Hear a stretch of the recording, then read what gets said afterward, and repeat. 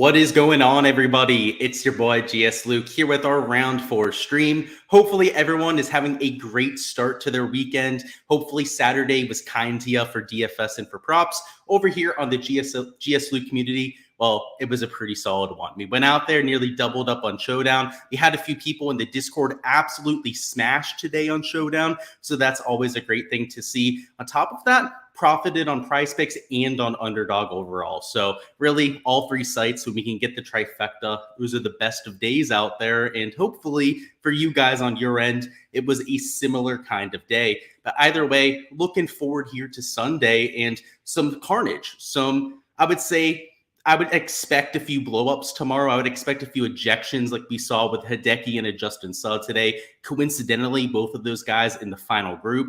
I don't think it's that much of a coincidence. And on Sunday, with so much inexperience at the top end of the board, I think it's going to be a lot of fun. I think it's going to be grab your popcorn type of golf out there. And I think you're going to see a lot of movement on the leaderboard. So we'll talk about the strategy. We'll go through who some of those players could be that are going to rocket themselves up the board and get ready to go out there and hopefully make it a 4th straight day of profit. So welcome on in, Mark. He says Lucas down there. You're excited. I love it there, Mark. Welcome on into the live stream. Worth saying that I've got a little Crown and Coke in the cup. We went out there, restocked on the Crown. So, yeah, let me know if you're drinking anything down there in chat, boys. As per usual on the weekends, right? We like to enjoy ourselves a little bit over here, especially when we're going out later. So hopefully you're having a good time. What's going on, Mark? We got James down there too. It's still going to happen, James. I haven't gotten around to it. I was supposed to 2 days ago, ended up canceling my appointment. Maybe it was a little bit of cold feet at the end, right? Not wanting to go through with it, but it'll be gone. Especially if we don't take down the GPP this week, then we're going to cut it just for the sake of luck there. Your luck has been so bad. Your new strategy is to get drunk as shit. Hey, maybe that'll work for you, dude. But hey, just I would say if you stick to your process, right? You do what a lot of my community did today was to go out there, attack the morning guys. You're probably going to make a lot of money for Sunday Showdown because we're looking at pretty much the same situation. So let's go through it, right? Let's take a look at today, learn a few things from the action, and get ready to go out there and pretty much rinse and repeat it for tomorrow because I already mentioned that it's going to look pretty similar for Sunday. So expect to see the same kind of results. So today, about a half a stroke difference between the 2 waves. But when we look at the ceiling performances, there was no comparison, right? Keegan Bradley, one of the first players off. You had Sanjay M, who was in the first hour of tee times. Denny McCarthy was towards the middle of tee times, but outside of that, right? Colin, early tee time. Henley, guys that we talked about on stream yesterday. Shank, Scheffler, right? We talked about Scheffler being one of the nuts plays out there. Unsurprisingly, shot 4 under par. Most of these guys that shot -3 or better, I think all but 2 of them, you would say were in at least the first third of tee times. And the guys that are up here that weren't in the first third were like towards the middle, like a Denny McCarthy. So there was a clear advantage to be had, even though the median score or even the average score between the 2 waves wasn't all that different, right? It was only 0.53 shots. In terms of getting to the ceiling, it was infinitely easier, right, to do it in the morning than the afternoon. You pretty much had nobody that went out there and destroyed it in the afternoon. I mean, look at the top of the leaderboard, right? You'd expect a lot of those good scores, right, to be towards the top of moving day, and that's not the case, right? Victor Hovland, right?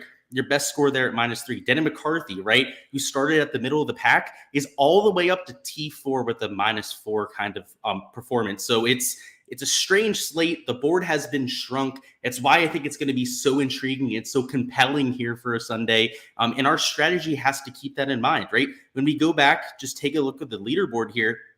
Look at the win equity to the right. I mean, the whole way down to Sanjay M, everyone has like a 2% chance. When you get up here to the -4, -5 range, the average equity goes up to like 5, maybe even 6%. You have guys like Cantlay that are carrying a little bit more. A lot of that per the data golf projections is, I'm sure, because of his course history. Victor Hovland, 9%, but there's no one above 13.8%, and that would be Rory, right, who's tied for first at this stage, is your highest win equity player, and he's only 13.8% chance to win. So that's much lower than what we're used to seeing. I mean, there's times where that's 40, 50%, especially like when it's a Scotty, maybe a John Rahm with a 1-2 shot lead. Even when like a Sam Ryder, right, of all people, was out there with like a 2-3 shot lead at Pebble, he was like a 30% chance to win. No one's even sniffing that right now. That's because Data Golf knows how volatile this event is. It knows how difficult it's going to be in the afternoon. And if somebody that's going off towards, let's say, the middle, maybe the first half of tee times, can go out there like a Keegan Bradley and have the hero round of his life, right? Let's say somebody at like -1 goes out there, shoots like 7 under par. Well, they're probably going to win this golf tournament because they're going to be at -8. These players going off late are going to have a hard time shooting better than -2, if even getting to that number, right? I mean, guys were having trouble getting there today, and conditions were definitely a lot better than what we're going to have for tomorrow. It looks a lot windier tomorrow. They're going to be even firmer and faster. You know, the whole course, honestly, is going to be firmer and faster tomorrow than what it was today. You're going to have a hard time breaking par in the afternoon. So when we get to the player poll, I'm going after a lot of chasers. The guys in the morning wave, I expect to have the best scoring conditions. And even though we do have the placement points involved for Sunday Showdown, it's not the end all be all, right? The difference between finishing in like second to third place is less than a birdie, right? So if you think somebody's going to make one more birdie than their opponent, then the placement points don't matter at that point, especially in large field contests. So our strategy is going to be pivot heavy. It's going to be to try and take some of those chasers, especially when the weather is looking like it is. So let's take a look over here on the Windy app. Take a look at some of the models over here, and all of them are pretty much in agreement. There's not really one that sticks out among the others. This is the HRRR model right here. In the morning, you've got lower wind gusts, lower sustained winds than what you have in the afternoon. And what gets really important to look at here is the later in the day you get, not only did the sustained winds get up, I mean, they get up to 14 miles an hour at some point, right close to the end of play.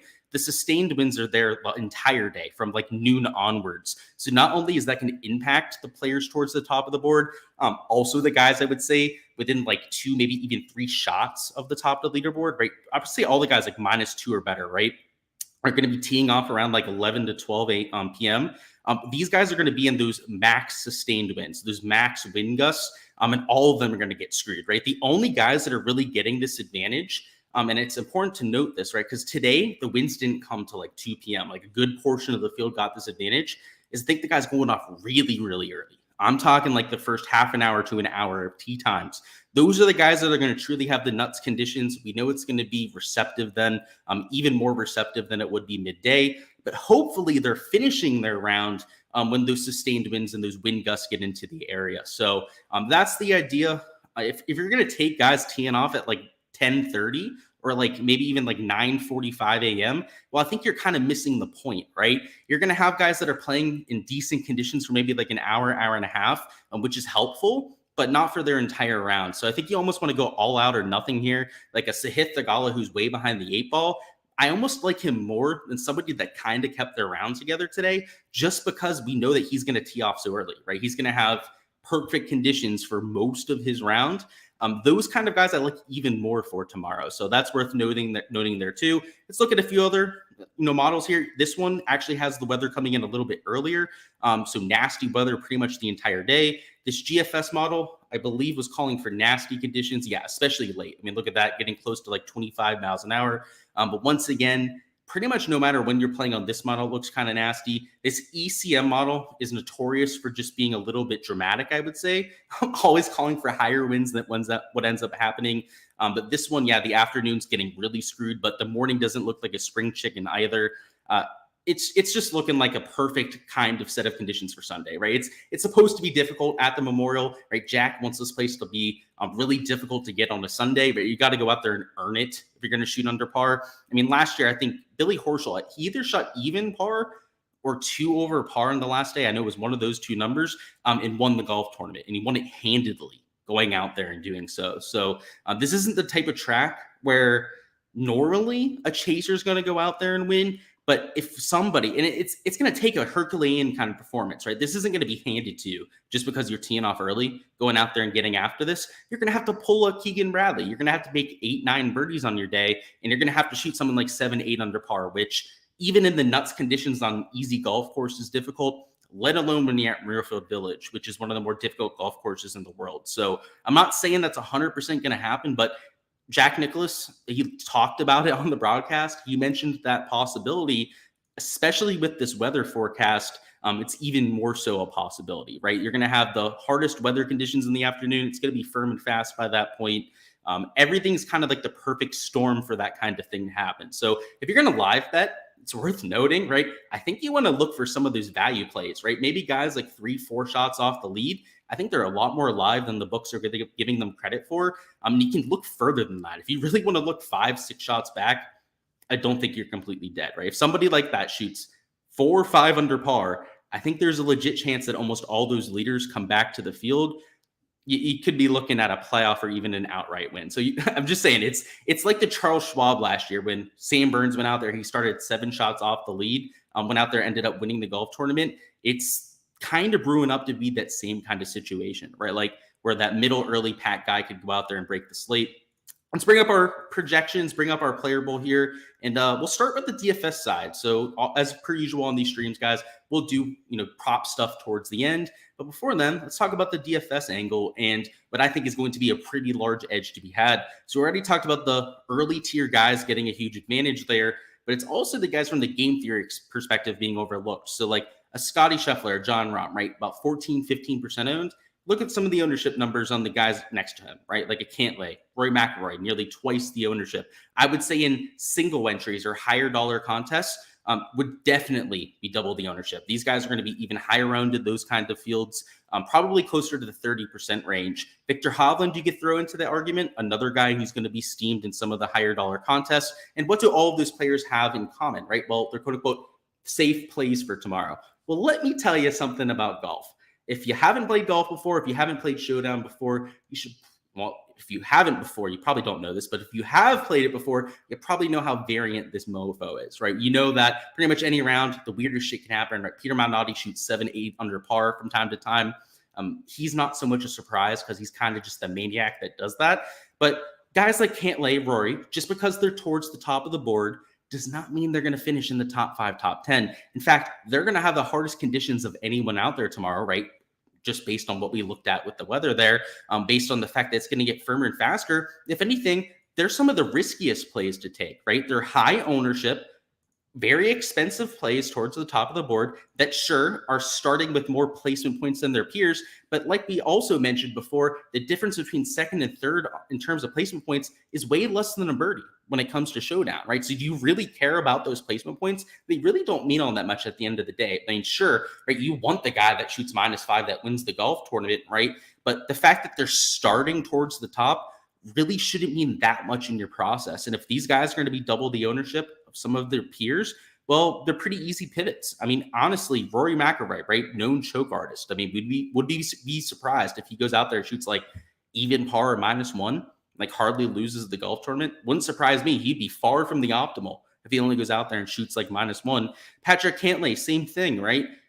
Honestly, it's more the ownership with Cantlay. A lot of it's also because I dislike Cantlay. I kind of want to root against him for Sunday because he's not a very likable player. I think a lot of people share that sentiment out there, but also another player that I think is just too chalky for my liking. So we have the ownership over there. That's the main thing to focus on here for Sunday Showdown. I mean, if you're trying to look at shots gained, if you're trying to look at models for players over the first 3 days, I include that with my projections, but it's not what I make my decisions off of. Most of it comes down to ownership. We know that golf's a volatile sport, but when you put it in just an 18-hole sample size, that is only just going to more so be the case. So we're looking at pivots. We'll talk through some of the guys, especially towards like the 7, maybe even 6K range that I'm taking. Almost all of them are in the first like hour or two of tee times. Like down low, I don't really care about placement points anymore. Like I kind of throw them out the window. A lot of that chalk down low, especially in that 6 and 7K range, are just the guys at the top of the board. And frankly, I have no business taking them, right? They're in the hardest conditions, and the placement points, like we've already been over multiple times, are overrated. They really don't mean that much. And if anything, I think a lot of these players just get steamed up. Great day on the Patreon. Yeah, let's make it another one. I like Sundays, I have to say, are usually our best day. Showdown, of course, with the, polarized ownership is the best way to put it. Like the pivots become even more so of pivots on Sunday Showdown. That the chalk is even more chalky for Sunday Showdown. That's usually pretty easy to take advantage of. But the prop boards for Sunday are probably my favorite part. So I'm kind of hoping we get those posted at some point. I'm trying to delay here as much as humanly possible. In fact, I want to check, see if either of them have been posted yet. Yeah, we got one on Underdog. How about Prize Picks? Did we get one of those yet? You haven't gotten one on Prize Picks? we'll probably get one by the time we get there later. So I'm looking forward to that. But yeah, these Sunday boards for props are usually some of the best that we get. They post a lot of the guys towards the top. There's a lot of choking that happens on Sundays, and I'm usually a hater. I usually bet against a lot of people on Sundays, and it works out pretty well. Who is winning, Siwoo, Rory, or is Rom raising from the dead? Wouldn't surprise me if you saw Rom or Scotty win. More realistically, somebody's going to hold on, right? Somebody that's up there at like -4 or better, right? I would include Cantlay in this argument too, right? Is probably going to shoot like -2 and win. That's the most likely scenario. Like I said, but it's still a possibility, right? That one of these guys charges up the board, just has like the round of their life. It's going to take the round of your life, right, to shoot 5 under par tomorrow. Even in the better conditions in the morning, the pins are going to suck. They're going to be as hard as humanly possible out there for Sunday. You're going to have to be perfect. Hit every shot just on the button to go out there and have that round. It's not impossible, though. Happens every once in a while, right? Thanks, you rock today. Just flipping your 50-50s. There you go. Honestly, cash. If you're willing to go out there, grind it day after day, it might be the way to do it. Could be the players purposely try for the AM slot and play for the big Sunday closing comeback. Who knows? I don't think so. I think they went out there, tried to play their best. But yeah, maybe that's why Ricky bogeyed his last 3 holes and screwed me for his strokes prop. But I highly doubt it. What's the build for single entry? Yeah, you could take one of those top guys if you want to go out there and play single entry. I probably wouldn't play a bunch of the guys towards the top because, again, they're in the hardest conditions. They're going to have a hard time making birdies.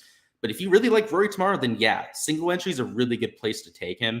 I personally am not going to take him in my GPPs. That's just because of ownership, right? But in single entries, we don't care about that all that much, right? That's at least my philosophy for single entries. So yeah, for sure, James, you could do that. Sweet. Yeah, we got the underdog board. And am I using the little Jokic boost? Yeah, I'll probably throw it on something, but this isn't a flex, but my unit size is $250.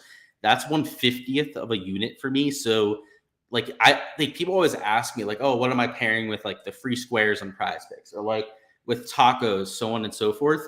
That would mean something if it was like any sort of a unit to me. On Prize Picks, they have me at a $5 limit there too on all of the promotions. Like if me throwing $5 on something means nothing, right? So like when I post slips for tailing and whatnot, it has to be like a full unit tail, right? I'm not going to post like some random little $5 bet I'm placing because like to me that literally means nothing, right? I'm throwing a bet on that. I'm probably going to do a 5 leg for the 100x that they're doing, which obviously $500 would be pretty sweet, right? But I'm not expecting to hit 5 out of 5. So yeah, I'm going to use it, but don't take my play super seriously with that. Let's just say that because it's a joke how much they limit that. What I'm going to focus on here is more some of the chalk I guess I'm taking. I am taking Hideki and Jordan Spieth. The Jordan Spieth one, huge surprise, right? Today, by the way, I was feeling a really good round. I didn't think it was going to be 14 of 14 fairways. I didn't think it was going to be hitting 14 of 18 greens and then shooting even par. It was a weird day. Jordan had the ball striking day that I was hoping for. I guess the one that my radar was kind of alluding me to. I did play his greens and regulation prop today. So we did take advantage of it. We also took his over on Underdog for strokes. So we hit that too. So I guess it still worked out for us. But on Showdown, right, he didn't really post the kind of score I was hoping for. Like I thought he would shoot 4 or 5 under par. I had that feeling about watching his ball striking. I mean, look at the stats for rounds 1, 2, and 3. And he's top 20 in the field in all 3 days in shots gained tee to green. So he's doing everything we need him to, except making the putts. So I'm going back. It's also because I'm a fan. It's also because I'm extremely biased towards Jordan Spieth. So just going to throw that out there. But I also like Hideki Matsuyama, right? He's another chalky play in this range I'm taking. You got to take a few guys towards the top. And what I prefer is the psychological advantage of being a few shots back as opposed to being like a Rory or even, Cantlay. You get, I guess, take as, a quote unquote chaser too. You just don't want the guys at -6. Like if you're even, I think Jordan Spieth would probably be like the Goldilocks zone here, like the exact kind of guy you want to take. A guy at -3 is in the mix, but he's not going to feel like he's losing it tomorrow if he doesn't play well, right? He's 3 shots off the lead. I mean, what is Jordan Spieth on the leaderboard? I mean, officially at this point, what is -3? Yeah, it's T14, right? there's no pressure in being T14 after the first 3 days. That's why I like Jordan Spieth so much. It's also why I like guys like Hideki. And if you wanted to throw Colin in there, you could, right? You can only really play 2 of these guys in this range, because they're all going to be really chalky. But pick your favorite 2, right? Cantlay is probably the one with the highest ownership. It's also the most expensive. So I think those are 2 negatives that are keeping me off of them. But whoever they are, right, you're going to have to mix in a few of those kind of players. Let's see, who else could you throw into that? I guess like a Ricky and Matty Fitz, like -2 is not so bad either, right? If you wanted to throw one of those 2 in, you could throw them into that same kind of argument. -3, like the Goldilocks zone, right? Sepp Straka, you could throw in a Russell Henley, that sort of thing. You'll see, especially down here, like a Jaeger, right? I'm playing at -3, Austin Eckroat, I'm taking at that same kind of level. If they shoot -2, that's a top 5. Like that's what I'm expecting conditions to be tomorrow, right? If one of those guys can just shoot -2 tomorrow, they're going to get into the top 5. They're going to have that near nuts performance we're looking for, hopefully with like 4 or 5 birdies. And you're looking at a good showdown day. So that's my player pool. There are a lot of guys like that I'm mixing in. And then there's a lot of guys towards the top and bottom of the board, right? So the Sahith Theegalas of the world, right? He's +5, right? He's one of the first guys off. I already told you I love the guys that are going off extremely early. Let's find a few more pivots. There's Tom Hoagie, right? +4, another guy going off super early there. Ryan Fox, Harris English. Those are pivots down low. I'm trying to take in the nuts conditions. JT Poston at +2. He's going off early enough. Sam Stevens, really good round 4 scorer. So that's kind of the idea there. Ches Reavie, super cheap, $6,100. Another guy going off in the nuts conditions tomorrow. So it's a mix of the guys going off early that I think might be able to go out there and just freewheel it, hopefully shoot like 4 under par, which you'll see a few people in the early, like first hour tee times go out there and do so. You're going to see a lot of those guys, just for the record too, shoot like 5, 6 over par. That's why the scoring average today was only that half stroke difference, right? You had all the guys blowing up in the first half an hour to an hour tee times too. But if we can catch the right guys down low that get the other side of that, right? Go out there and are moving the ball in the right direction, mix them with a few of these guys up top that have their charge day. That's how you win the GPP. So my player pool, if you look through it, is a good mix of both of those mediums. And that's usually the way you want to play Sunday Showdown, right? You take your pieces down low, you get your guys in your nuts conditions, and then you take your chalk up top.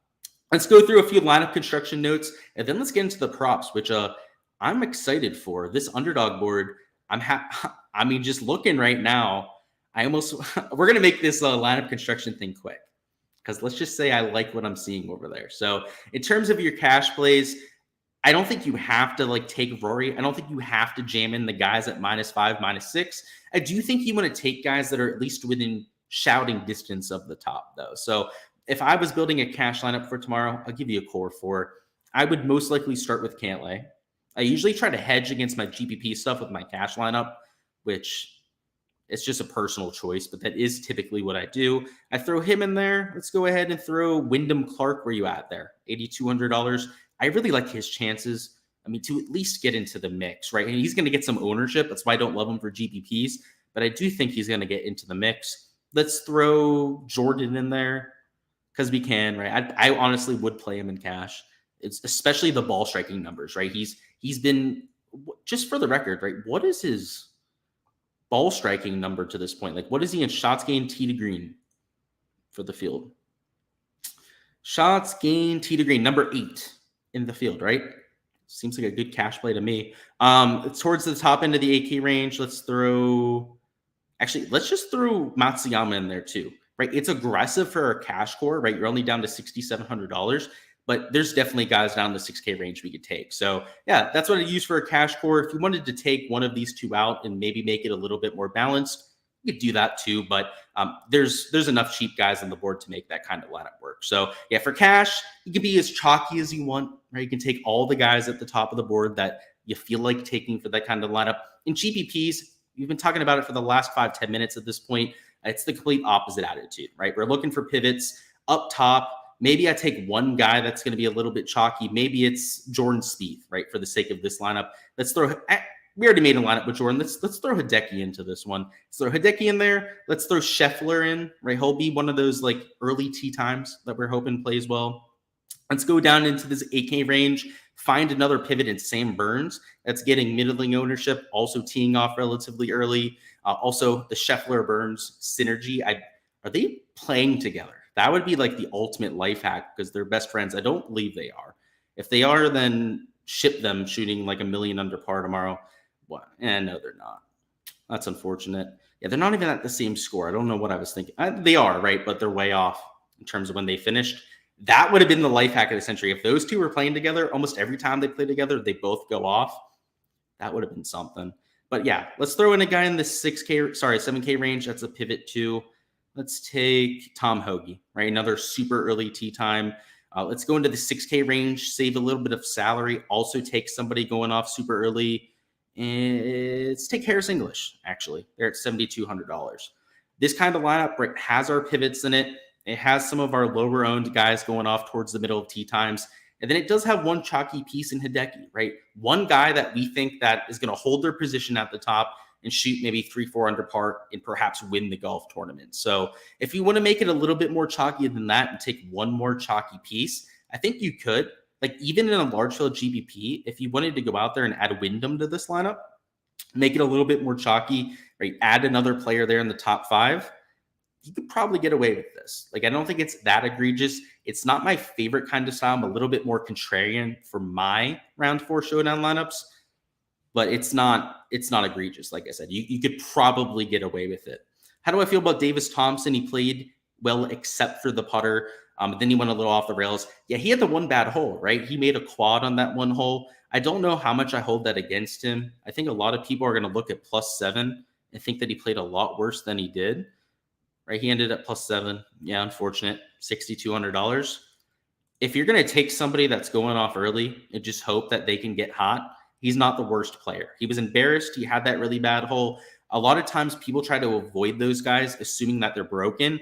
I usually take the opposite side.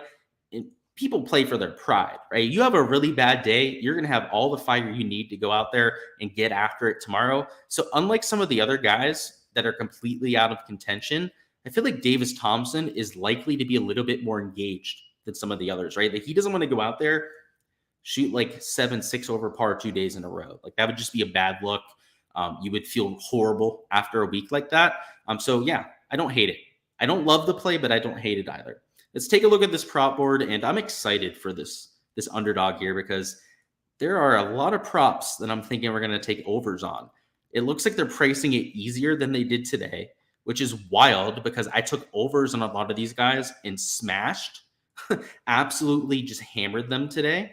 I had bad pairings, but guys in the Discord went out there, hit 4 or 5 legs cards galore out there. I felt like I was missing out. I did all 2-mans. I took the little, old man conservative approach. Didn't want to go out there and play my 4 or 5-mans. Then all these people in the Discord were out there hitting. It's also worth noting, I meant to mention this before. Can't believe I forgot. My boy Damn Fools went out there and won I was going to say $2,000. That would be selling them way short. Won $20,000 today playing Showdown. Of course, with the Gsluke logo up there. So shout out to my boy Warful23. Damn Fools down to the Discord. Hell of a bink out there.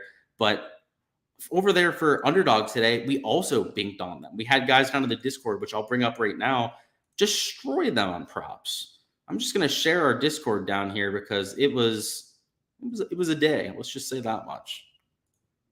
And they priced the board lower. I don't get it. I really don't get it. All these overs hit, right? Ricky, Spieth, Hovland. I was actually an over for birdies. So I guess that one wasn't a fade, right? But like Xander Morikawa, Ricky, Jordan, Hatton, Cantley, Matsuyama, right? All hit for overs. Hatton, Sam Burns, Xander Schauffele, Jordan Spieth.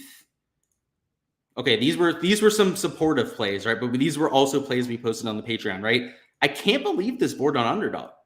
It really seems like they made a mistake. They priced it easier for a day that I think is going to play significantly more difficult. Great point. They don't hold back. Yeah, I have noticed that. All right, let's take a look at this board here. Trying to figure out what the heck we're doing. There's a lot of fades, I think, to be had. A lot of fades to be had. Yeah, and if you're talking about the guys that are out of contention, they're not going to embarrass themselves, right? Like, I think Billy Horschel's great example, right? What he shot 88 the first day, he shot -2 there on Friday. Same kind of mentality, right? You're never out of it. If you ever have a really bad round in your life, I don't know, it's a bad feeling. You don't love that, right? But you definitely get after it the next day. I don't hate these unders on birdies. I don't know. I think Hideki's gonna have a good round, so maybe I avoid that. But these late tee times, they're priced way higher than I think they should be priced. I wish they had the bogeys up. Honestly, I feel like those are the nuts props. If we could bet on bogeys for the PM guys, they would probably be even better. And based on the pricing, right? So if they have them at 72 under par, they're only going to have them at 2.5 bogeys. I honestly might wait to hit these because anytime I bet props over here in Underdog, guys, my unit size is the max that you're able to bet on a golfer over here. I'm not able to bet anything else on them, right? So if I were to take their strokes, I'm not going to be able to take their bogey props later on. And based on what we saw today, I know there's a bunch of bogeys out there. I feel like that's probably the best prop board to take. And I don't want to, box myself out of taking that. So let's see. Did Prize Picks come through with a board yet? They haven't. Ugh, hopefully they'll come through with that soon. That'd be nice. These unders for birdies, though, I can almost assure you that Victor will be at most 4 birdies over there on Prize Picks. It wouldn't surprise me if he was at 3.5 even. Let's find a few later tee times. Sanjay will probably be 3.5, I'd have to imagine. Hideki will be 4, maybe even 3.5. Jordan Spieth might be 4, but probably is going to be 3.5 birdies. So it's do we want to lock this in now before we know the pricing? Or do we wait? 4.5 birdies for Colin. That's one I might lock in now. Cantlay at 4 makes sense. That's actually a fair projection. Rory at 4.5, I don't love, but if anyone's going to be deserving of a 4.5 projection, right, it's Rory McIlroy. I might lock in this under for Hideki and this under for Colin. At least based on what, they have Fitzy at 4.5. Oh boy. Fitzy doesn't make birdies like that. He's not that guy. And he's teeing off at 11:25, which seems kind of early, but those wins were coming in a little bit earlier than what we see in the first 3 days. Ooh, guys, I think I'm licking my chops right now. I don't need. Oh, I'm about to nuke this board right now. Okay, well, or the strokes. The thing is, we're gonna get bogey props that drop, right? And based on these numbers, I guess they would post them at oh no, this is definitely a value. Let me look at the Colin Morikawa one. See, this one might not be as much. This Matty Fitz prop is 100% of value, though. You just need to find a good pairing for it. I may end up making this Colin prop. I'm playing Colin this week, though. I don't love the idea of fading him. Which, again, I don't love the idea of. It's such a pussy way to go after betting, but it's true. All right. We're just going to toss it in. Not going to wait any longer. All right, so the slip for now for the stream, I'll probably add one more here too. I'm going to do this Morikawa under and this Fitz under. This Fitz under, I can tell you for a fact, he's going to be at most at 4 on Prize Picks, if not 3.5. And Morikawa, I'd imagine, is probably at 4 on Prize Picks. But to get to 5 is going to be a whole ordeal for these players. I just don't think it's going to happen very often. I guess it's worth showing you too. I do have this up for UFC too. So if you're a complete degen and want to tail somebody that has no idea what they're doing with UFC, then feel free to tail this. But yeah, Jim Miller is a huge favorite to finish this Butler guy. And this Santos guy, his fantasy score on Prize Picks is 97.5. So they have a completely different scoring board, but Santos and Miller are huge favorites to get a finish. So that was the idea with that one. The slip to actually tail, those are the top one, right? The Kawa and Fitzpatrick one, though, I'm expecting both to be at significantly lower numbers over here in Prize Picks, if not a whole birdie lower. What today, Morikawa, for example, on Prize Picks was 3.5 birdies, right? Sunday pin locations with the wind that they're expecting. Why would we expect him to be at 4 even? He's probably going to be at 3.5 birdies. Fitz was also at 3.5 today. I have to say, I disagree with the pricing over here a lot. Not even a little bit. I disagree with the pricing here a lot. by quite a bit here. So let's see what else we can find in terms of value. Still nothing on Prize Picks, lest anything has changed. Doesn't look like it. No worry. This underdog board looks pretty sweet though. So for strokes, we could consider fades, but honestly, those birdies, those birdie props probably seem a little bit more off than some of the most. Let's find some of the bottom end guys that are teeing off late, right? We want the guys in the worst possible conditions. What I think is going to be good about this Roy one is we might even get him at 2 bogeys. That would be an absolute nuke for an over. This John Rahm prop here, same thing. If he's at 2.5 bogeys, he's going to be a nuke for an over. I took his over 2.5 bogeys today in that hit, so I would definitely go back to that. 70.5 strokes for Xander's too low. Like, oh boy, they're going to make me irresponsible out here on this board for tomorrow.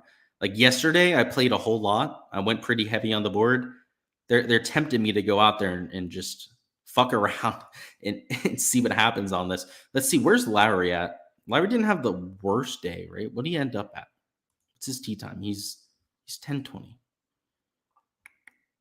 Where's the Irish flag? -1. How did he get it done? That's the question. He gained on approach and he lost with the putter. It's a pretty good stat profile. That's hard to go out there and fade. His best round of the week was 69. He posted a 70. His line is what, 71? That's probably a stay away. Let's see. Any questions prop-wise down there? Nothing yet. I might hop out here. Oh, we got the Prize Picks board. Never mind. I was going to look at some of the stat averages.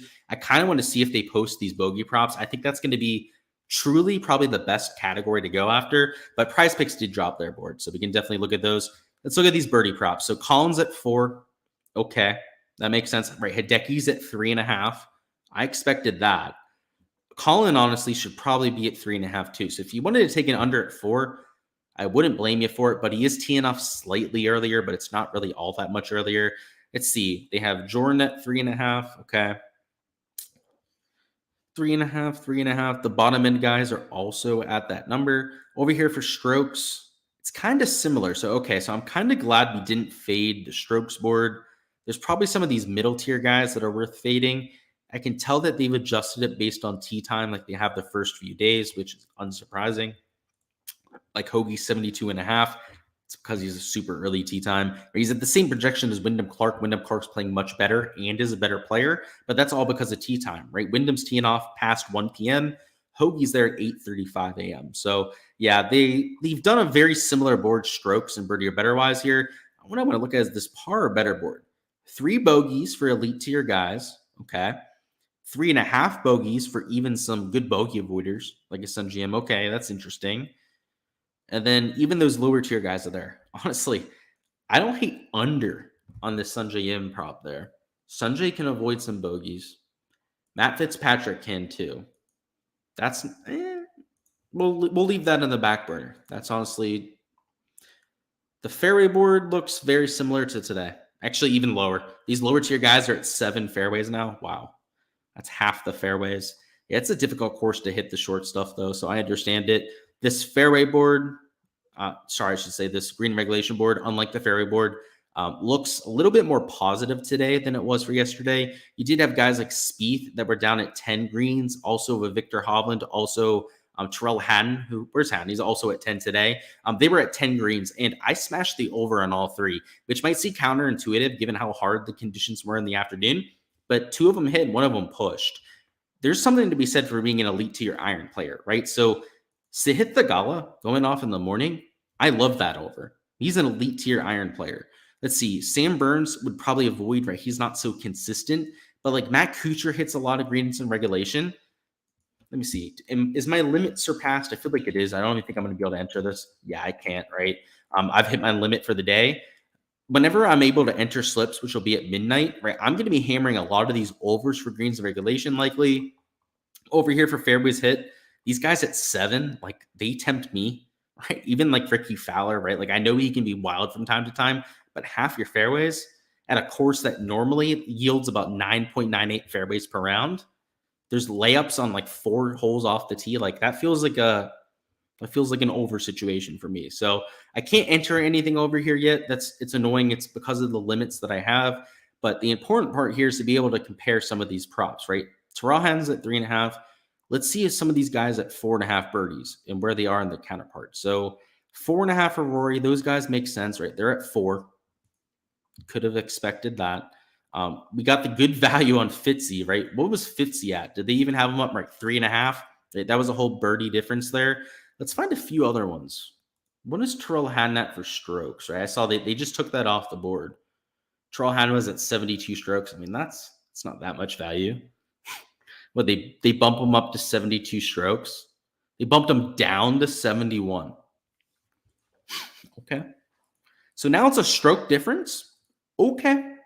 I thought they were going the other way with that, but I guess not. They got Sanjay at 71. Well, they're going to make me irresponsible with these because I think it's going to play super difficult tomorrow. Let's see. Have they posted pin locations? That'll give us a little bit more time to delay here. See if we can get a little bit more info on this course, but let's see what we've got. Yeah, no pin locations yet. That's unfortunate. They were good about it yesterday. They posted them relatively early, but does not look like we're lucky this time around. All right, let's they're going to make me bet way too much over here. So let's see. Drinking 9.5% Voodoo Ranger, leaning towards the eeny, meeny, miny, mo strategy. Hey, man, whatever floats your boat. I would say use some reasoning and a little bit of gut, right? Go out there, have a strategy in mind, but yeah, let your gut do a little bit of talking, right? Those are when the best GPP lineups are made. For this prop board, it's definitely a lean towards a lot of overs. What's Hideki's strokes line? Just out of curiosity, too. Was he's 2 strokes higher? Wait, did we already? No, we can take Hideki. Okay. Yeah, this is Hideki's at 70.5 strokes. Oh my. We're nuking that. All right, we need to find a pairing for that stat. What do they have Hovland at? Is Hovland so he's an entire stroke higher? Okay, we want another 2-stroke differential. Xander's at 71. What's Can't Play at? Can't Play is probably 71 still. Okay, so these top end guys aren't going to be our differential. We got to find just an egregiously priced player. All right, we're going with the Terrell Hatton one. That feels about right? He's got to shoot 2 under to kill us. Let's double check the board before we nuke it, but that feels like the best guy to take. Yeah, let's go with it. All right. We're taking the over at 70.5 on this Hideki prop, which, by the way, that's probably one of the more egregiously priced props I've seen for a while. He's 2 strokes lower than what he is in Prize Picks. And then over here for Terrell Hatton, 71, right? They bumped him down. So I almost just want to punish their stupidity for going out there and moving it in the wrong direction. So that's why I took that, right? He's at 72 over there on the Prize Pick side. So that was almost just doing it out of principle to go out there and punish Red Mamba for making that mistake. But these props, I like a whole lot, right? They're all values compared to Prize Picks. They're all going off at least towards the middle to latter half of the day, right? Fitzpatrick had, I guess, towards the middle of the day, but are still, based on this forecast, going to be playing in pretty hard conditions, right? The winds come pretty early, pretty much no matter what model we're looking at. They're in here by 11 a.m. So an hour into these players' rounds. So depending on these pin locations, which maybe we'll get here now, wishful thinking at best, right? Hoping they'd post those pin locations. We're looking at a lot of fades, much like yesterday, just trying to take guys that are playing off late, teeing off late, and maybe when they post this bogey props, there'll be even more stuff to take. So we'll leave it there, guys. We went over everything I think we need to there. If there's any questions, we'll touch on them. And if not, we'll move on. Yeah, hadn't bumped. Yeah, definitely took that in the other direction. Jack Nicklaus, handpicking these pins for Sunday. Yeah, I'm hoping so. Crazy that you're locking your picks as soon as you make them. Are they actually? That's crazy. Hi, Matt, taken down. Thanks, Mamba. Wait, are they actually doing that? Did they actually take those down? Hands still up, right? Or are you talking about the Matsuyama, the birdie ones? They're still up for me, so I don't know. Maybe they took them down. Maybe I'm just tripping here. I don't know. All right. If they are, that's bitch made. That's nothing new, right? Alrighty, guys. That's all I've got. Hopefully you feel a little bit more prepared for tomorrow. Again, in Showdown, guys, you got to mix in some chalk. You got to mix in some of those guys teeing off in the best conditions. And then for props, I would just attack the fades for the afternoon, right? If you're going to take birdies or supportive stances, do them with the early tee times, right? Take the guys like a Sahith Theegala, maybe a Tom Hoagie going off early, and maybe their birdie props or greens in regulation are the ways to take them. But I don't love those props. I would really much more like to get to the guys as fades in the afternoon, but you do you, right? If you don't like betting against people, you don't like seeing people suck, then take those morning guys, right? There's always a market for everyone out there. So best of luck to everyone out there. What do I think about the head-to-head matchup between Scheffler and Rahm or Kuchar and Adam Scott? Yeah, I would say, and they're both like minus 110, pretty much even money stuff. It'd go Scheffler, and we'll go at I almost said Adam Scott. We'll go Matt Kuchar. Matt Kuchar because of the course history, Scheffler because of the ball striking floor. Not really that much of a difference between them. I think those are two pretty sharp matchups, but that's definitely the way that I'd go. You're welcome, Mark. Best of luck, boys, and I'll catch you guys for next week, which will be the RBC Canadian Open. And then afterwards, we've got the US Open. I'm going to be there all week. I'll be there 2 days early. I'm going to go there for the Tuesday practice round, walk around a little bit. I'll be there for the Wednesday Pro-Am, checking that out too. I have media credentials, which are going to get me even more access this time around, which I'm super stoked for. I'll be able to give you guys like stint meter readings, like a lot of stuff I wouldn't be able to before, right? I'll have access to the media stream for a lot of the shots gained. It's going to be a good week. So looking forward to that. And of course, just spending some time out there in LA, right? Been there out there a few times. It's a good time out there. And really looking forward to that too. So until then, guys, best of luck, and I'll catch you guys for next week.